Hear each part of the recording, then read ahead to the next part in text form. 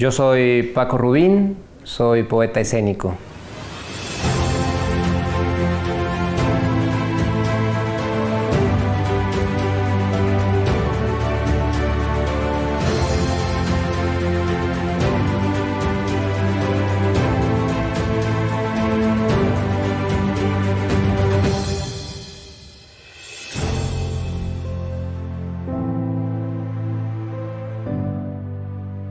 Yo empecé a fascinarme con las palabras desde muy niño. Yo cuando salía a pasear con mis papás, me fijaba mucho en los letreros de las tiendas, los rótulos que estaban pintados en las fachadas. Me gustaba observar las palabras, me llamaban mucho la atención y procuraba divertirme con ellas, por ejemplo, leyéndolas al revés, o sea, de derecha a izquierda en vez de izquierda a derecha, o buscar si en esas palabras adentro había otras palabras, o si quitaba una letra o la modificaba o la desacomodaba, se podía formar otra palabra. Pienso que desde ahí comenzó mi gusto y mi obsesión por las palabras.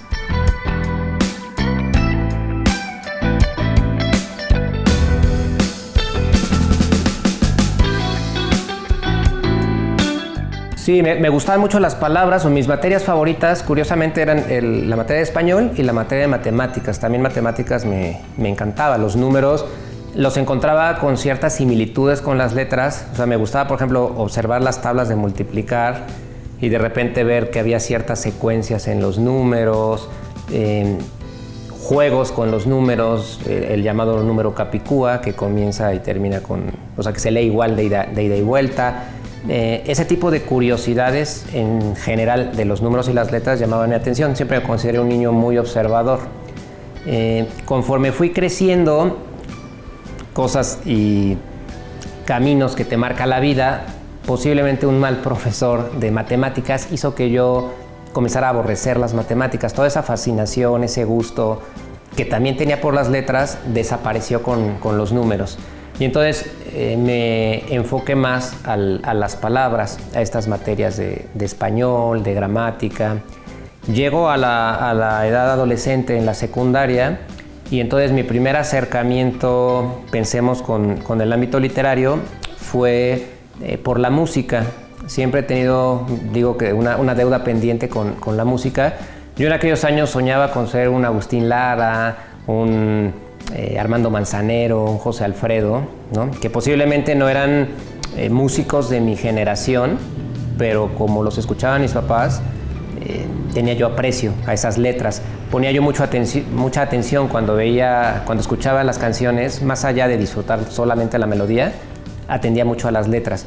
Entonces yo empiezo a desear ser un compositor y comienzo a escribir letras de canciones, juntándome con amigos, con estas reuniones de amigos como de grupos de garage y esto, para poder armar algunas canciones. Pero suelo también ser muy desesperado, de pronto quiero que las cosas pasen en el instante, y entonces dependía yo de ellos porque yo hacía las letras, les daba como una guía armónica y ellos se encargaban de componer o terminar de componer la canción.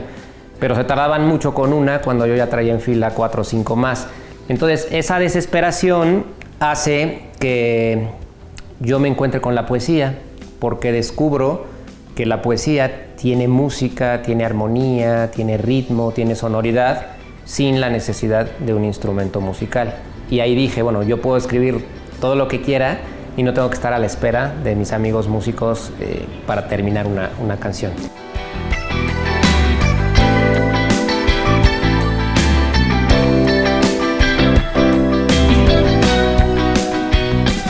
Y entonces ahí me empiezo a encaminar por la fascinación de los poetas, los clásicos, de pronto los que te van enseñando en la escuela, o los que te van mencionando, Amado Nervo, Rubén Darío, Pablo Neruda, Sor Juana, un tanto más como por encimita, o sea, los conocía, disfrutaba de los textos, pero no sé, sentía que yo quería hacer algo similar, pero que hubiera un diferenciador.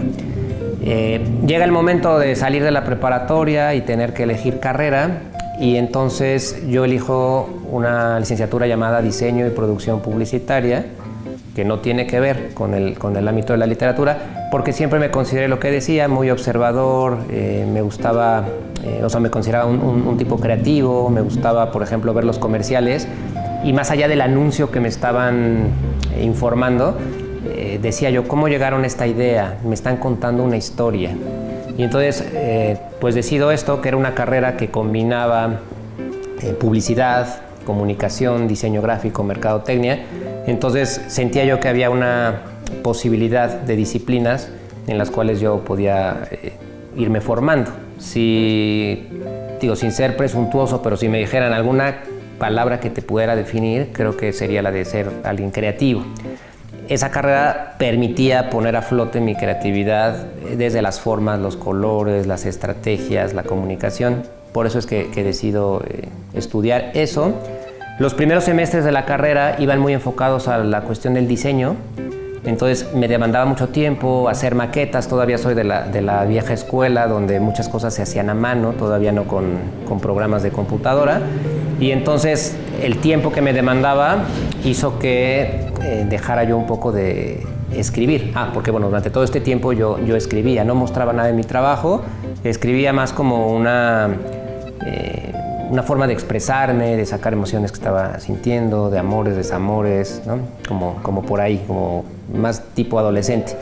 La universidad, los primeros años, hacen que la carga de trabajo escolar me olvide un poco de las letras, y ya en la última parte de la carrera, que era más enfocado a la publicidad, a la estrategia, al marketing, retome las palabras con un enfoque justo pues comercial, ¿no? Porque nos dejaban proyectos donde había que hacer el eslogan de una marca, el guión para un anuncio simulado, ¿no? Entonces nuevamente empiezo a retomar las palabras y recordar que tenía yo olvidado o dormida esta cuestión de la escritura. Y entonces continué escribiendo, salgo a la universidad, trabajé en una agencia de publicidad, en una casa productora y en una farmacéutica que hacen, una empresa poblana que hace medicamentos, siempre como creativo, ¿no? Entonces me gustaba mucho esto, era el que proponía las ideas, el que sugería, el que tenía que resolver. Entonces entendía que a través de las palabras yo podía comunicar y podía jugar con ellas.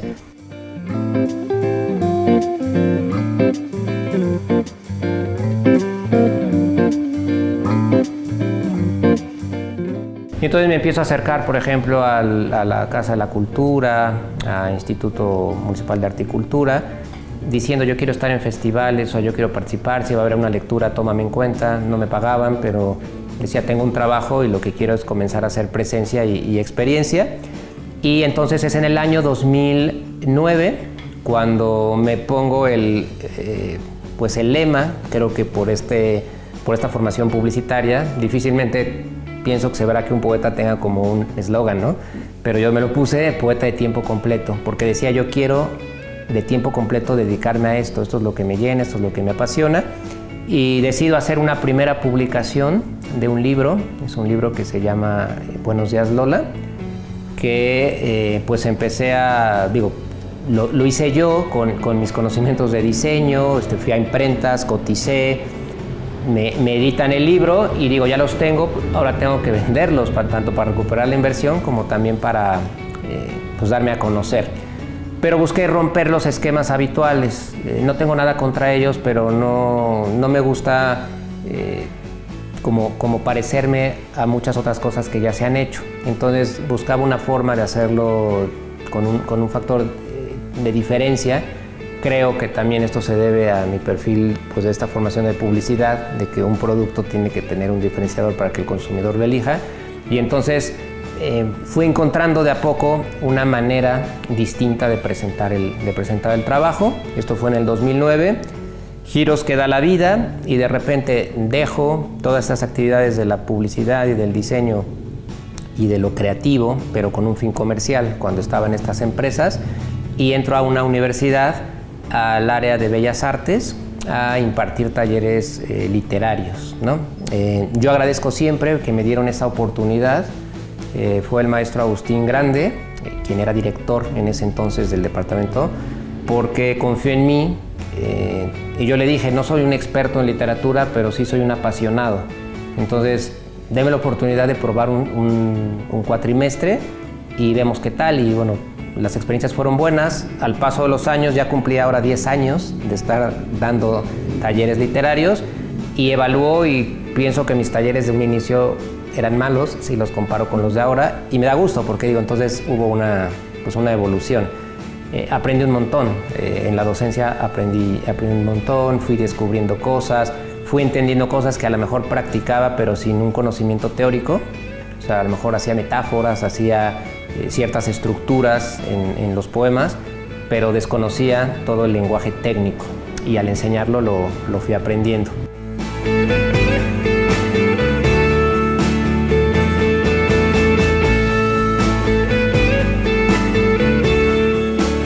Y más o menos fue a partir del año 2015 que yo encontré ya mi propia voz poética, ¿no? Creo que todo artista siempre busca esta voz, su estilo de pintura, su estilo musical, una línea característica. Y yo fue a partir del 2015 que descubrí que podía jugar con el lenguaje, que siempre me había fascinado, regresándome a mi infancia cuando veía las palabras de varias formas. Y dije, ¿qué tal si a partir de esto yo construyo mis poemas? Que tengan la estructura y la obediencia que dicta la poesía, pero que tengan, y este puede ser el diferenciador.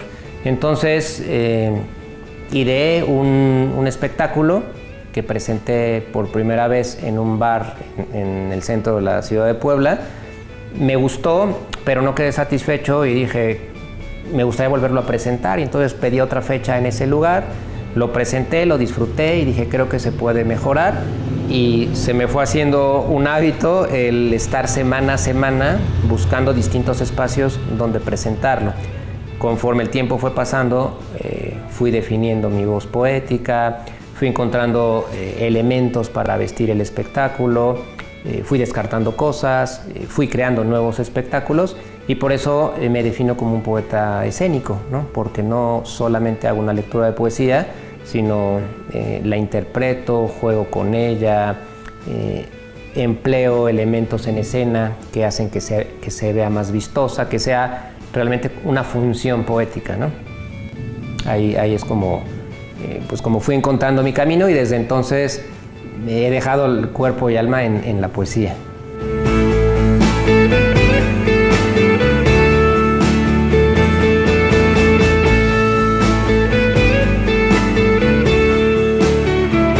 Sí, anécdotas o experiencias que tuve, por ejemplo, que a lo mejor los muy puristas descalificaban mi trabajo, decían que yo era mucho marketing porque desde que contaba con un lema, y decían, ningún poeta tiene un lema, como si se tratara de un refresco, de una marca de galletas. Entonces, desde ahí ya como que me observaban. Y luego, como yo rompía con ciertas formas habituales de hacer los recitales de poesía, me descalificaban diciendo, o sea, él está haciendo otras cosas, pero no está haciendo poesía. Yo en ese entonces tuve la fortuna de conocer a un poeta a quien admiro mucho, que después se volvió gran amigo mío.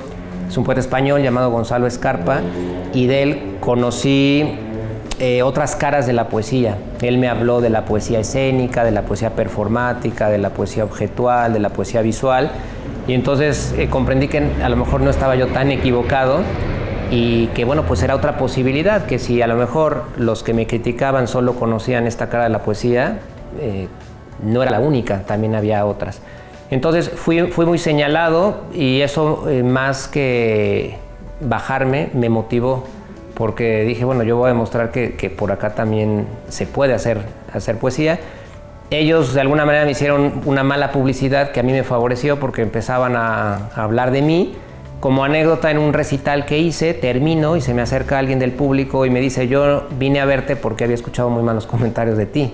Y entonces quería ver, o sea, si dicen que tan malo es, pues quiero ver qué tan malo es el show. Y me dice, a mí me gustó. Y siempre he entendido que habrá a quien le guste y a quien no, porque pues en el abanico literario hay gusto para todos, ¿no? Y en la música y en la pintura.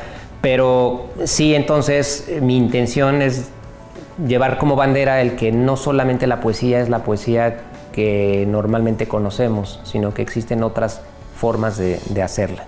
Entonces creo que esa podría ser una anécdota, una experiencia ahí, pero a favor, ¿no? Como que la crítica me motivó para decir, no, pues yo aquí encontré mi voz, mi camino, por aquí me voy a ir. ¿Cómo de que no?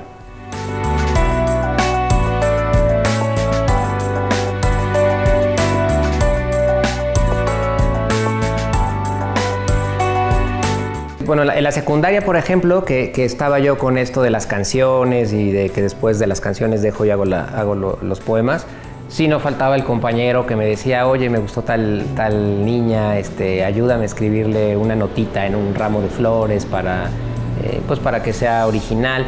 Considero esto, que soy creativo, que siempre he buscado una manera distinta de hacer las cosas en muchas cosas, no solo en la poesía, ¿no? En a lo mejor si voy a conquistar, pues romper como con lo que todo mundo podría hacer. A lo mejor todos te van a regalar flores, pero yo buscaré la forma de regalarte flores que no sea como lo hacen 99, ¿no? Que pueda yo marcar la diferencia. Entonces sí, de repente me solicitaban esto. Hoy en día a lo mejor amigos que tienen hijos y que están en el colegio, en la primaria, y me dicen, oye, es que a mi hijo le dejaron escribir un poema, entonces pues échame la mano. Entonces eso también me ha pasado como anécdota, ¿no? Que saben pues esta fascinación que tengo y que si yo puedo aportar y ponerme al servicio de ellos, también lo hago.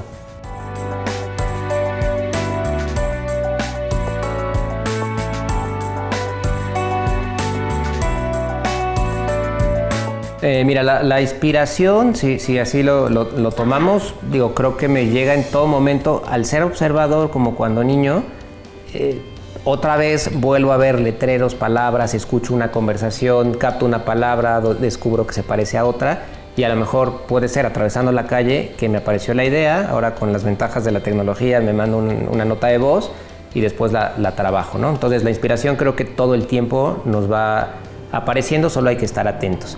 Ahora, como tal, un ritual, por ejemplo, si voy a hacer un espectáculo, sí requiero de silencio, de aislarme, porque me gusta exigirme, entonces, sobre todo que son espectáculos que monto de 45 minutos a 1 hora, tengo que armar un repertorio que pueda cubrir todo ese tiempo, y lo que busco, mi reto conmigo mismo es no repetirme, no parecerme al espectáculo que ya hice. O sea, si tengo un espectáculo que ya fue como si fuese una función, bueno, que esta función sí tendrá mi sello, pero que no se parezca a la función que ya hice.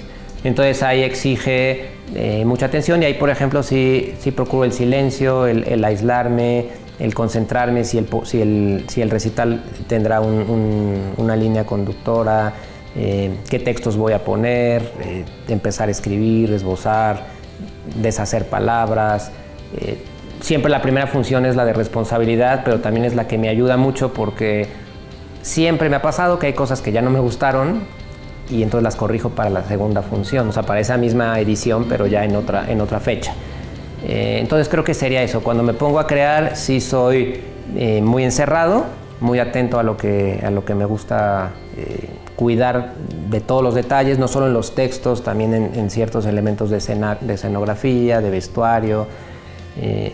Ese sería como mi ritual.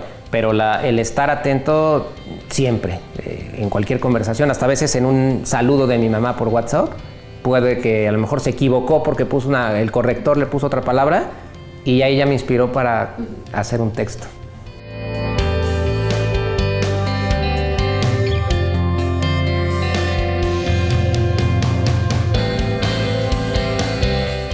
En este juego con la palabra, con la poesía, con la búsqueda de hacer las cosas diferentes, también le he apostado eso en la publicación.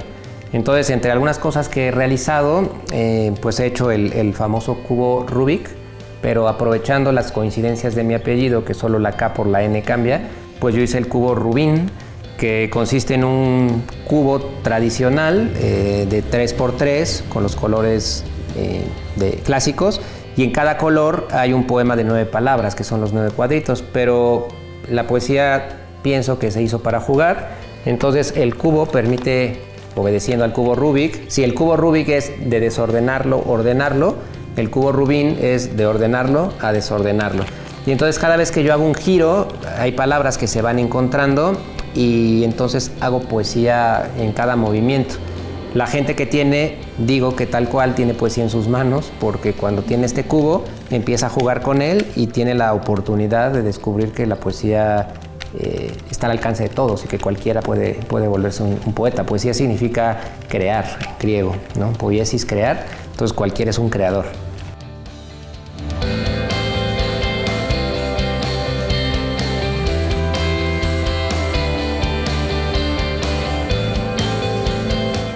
Tengo el deseo de que la poesía me pueda llevar a todos los sitios posibles. Digo, me fascina el español, entonces he tenido la oportunidad de llevar mi poesía a algunos países de habla hispana, Argentina, Cuba, Colombia, España. Entonces me he puesto un tanto como el reto de llegar a otros países sudamericanos. Me encantaría estar en Chile, en Bolivia, en Perú, en Guatemala, donde tengo amigos, donde sé de festivales. Y proponer también, porque hay algunos países sudamericanos que no conocen esta posibilidad de la poesía. Quizá es más recurrente en España, hay más perfopoetas o hay más poetas escénicos en España, pero en Latinoamérica difícilmente ves estos casos, van más como con la poesía tradicional. Entonces mi labor es poder propagar y decirles, oigan, también existe esto y que no sea yo el único, súmense otros. Y digo, me encantaría en un momento, incluso, sucede en España, pero me gustaría que pudiera suceder en México, que hubiese un festival de poesía experimental. O sea, toda aquella poesía muy diferente a lo que normalmente hemos visto de poesía, que se pudiera ver en un país como el nuestro. Entonces, esos serían mis siguientes pasos, poder llegar a otros sitios y poder en algún momento lograr un festival de esta categoría.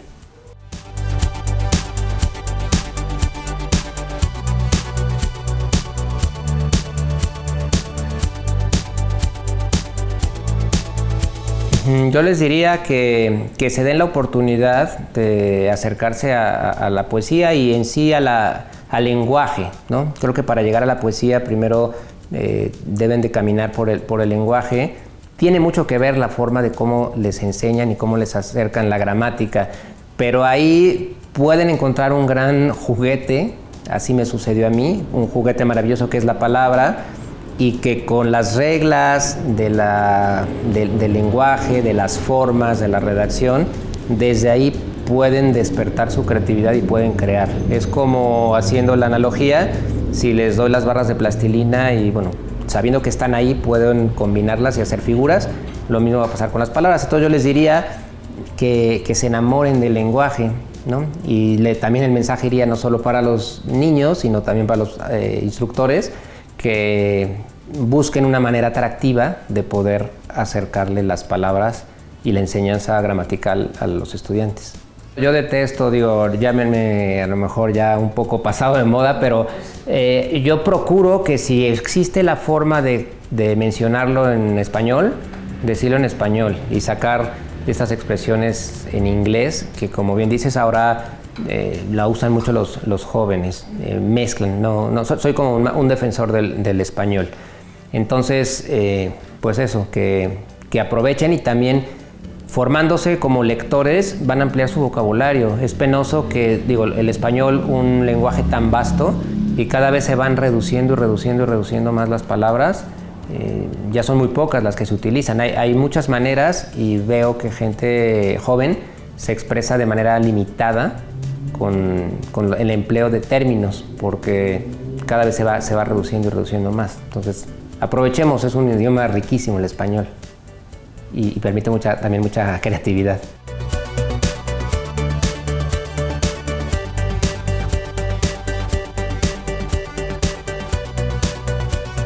Sí, lo disfruto plenamente. Cada función yo termino feliz, termino con una adrenalina que me imagino que le pasará a lo mejor a un rockero de rock pesado, ¿no?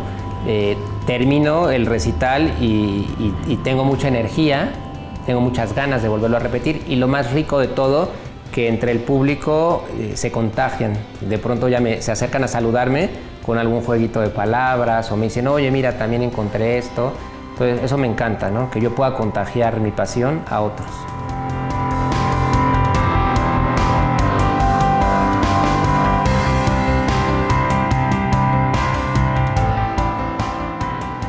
Le daría las gracias porque me ha dado más de lo que yo le he pedido.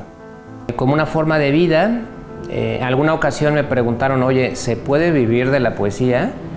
Y yo al paso de los años he entendido que se puede vivir con la poesía y se vive gracias a la poesía. En mi caso a mí me ha salvado muchas veces.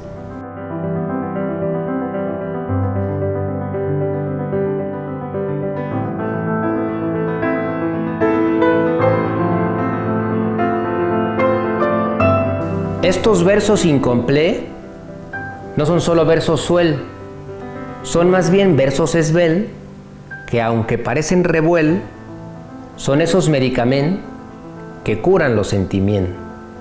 Que el verso vuela los bien para gozar los momen y todos queden content. Yo sí cumplo juramen, no juego con sentimiento. Soy poeta, escribo cuen y estos versos incomplé.